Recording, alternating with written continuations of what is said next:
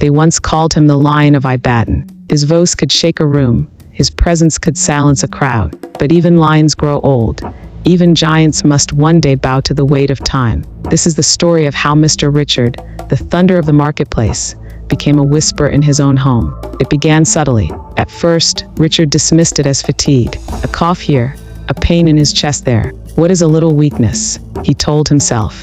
A man like me cannot be stopped by something so small. But soon, the pain grew sharper. His walk became slower. The lion's roar began to sound like a sigh. At the office, he found himself leaning on his desk for support. At home, he retired early, claiming exhaustion. The man who once filled every space with his booming voice now sat quietly, staring into the distance. Mary noticed first. "Richard," she said gently one night, "you are not well. Go and see a doctor." But Richard waved his hand. "Nonsense. I am strong. What can sickness do to me?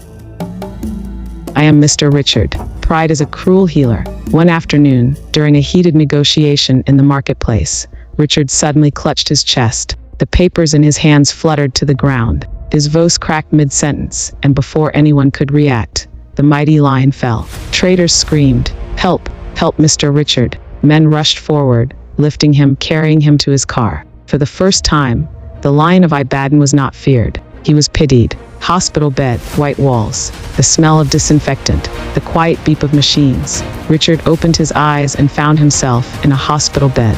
Nurses moved about, their faces strange to him.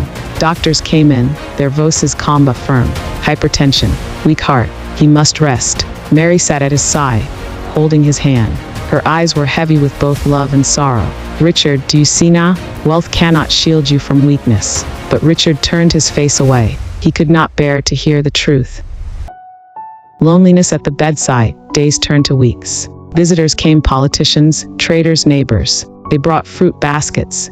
They offered prayers. But his children, his own children, did not come. The nurses noticed. "Sir, will your family not visit?" One asked kindly. Richard forced a smile. "They are busy." Doctors, lawyers, scholars, important people. But when the nurse left, his smile faded. The truth stabbed deeper than any illness. His children had learned absence from their father. Flashback Mary's warning.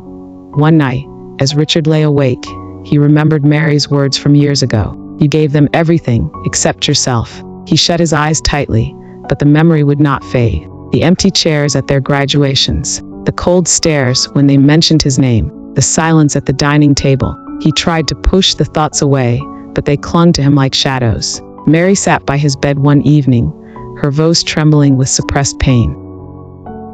"Richard," she said softly, "you see it now, don't you? You chased shadows of wealth, and now what do you have? Nurses to hold your hand, strangers to feed you medicine. But where are your children? Where are the voices that should comfort you?" Richard's lips quivered. They are busy." "No, Richard," Mary whispered. "They are absent, just as you were absent from them."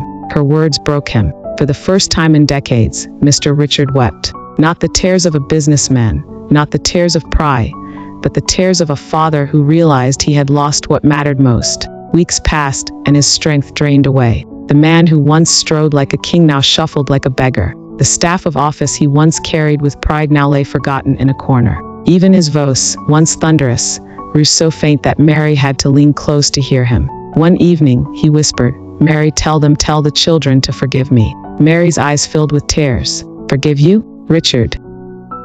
Forgiveness requires presence. You cannot harvest love from seeds you never planted. At home, the mansion was quiet. The laughter of children that once echoed in the corridors had long vanished. Servants moved about silently, their eyes downcast. The house, filled with gold and marble, felt like a Srinagar, but lifeless. Richard was carried back from the hospital to this silence. He sat by the window, staring at the city he once ruled. The marketplace still roared, traders still shouted his name, but in the place that mattered most there was silence. My listener, do you see the twist of fate? The man who silenced others with his power now cried in silence. The man who filled halls with his adbada now sat clothed in weakness. The lion of the marketplace had become a lonely old man with no cubs by his side.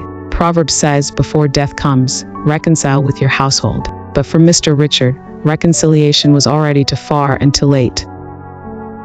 And yet, even in weakness, Richard's pride did not die. At 70 years old, he threw himself a party the city would never forget. Fuji musicians, dancers, drummers, a celebration fit for a king. But tell me, my listener, what is a king without his crown? What is a father without his children? That we will see in the next episode, the 70th birthday. Stay with me, the Feast of Empty